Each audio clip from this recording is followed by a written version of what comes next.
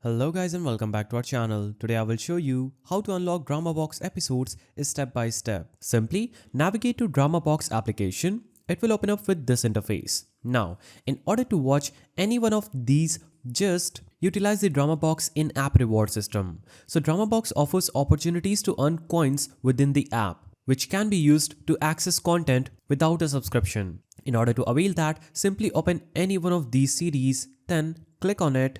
After you click on the series, it will show up with that series episode. Simply click on the episode icon at the bottom right of the screen and it will show up the episodes looking like this. Now, in order to watch another episodes that are logged for free, click on that specific episode with the log icon at the top and it will show up this pop-up saying 10 coins, 20 coins, 50 or 100 coins. So this is 2 coins per episode. We'll have to just click on this cross icon at the top and it will show up an option saying watch ad to unlock. Click on this watch ad to unlock and you can easily unlock 10 free episodes per day by watching ads. So by consistently participating in these activities, you can accumulate enough coins to watch certain dramas without a subscription. So these were the simple ways through which you can unlock DramaBox episodes. If you found this guide helpful, please don't forget to give it a thumbs up and thanks for watching.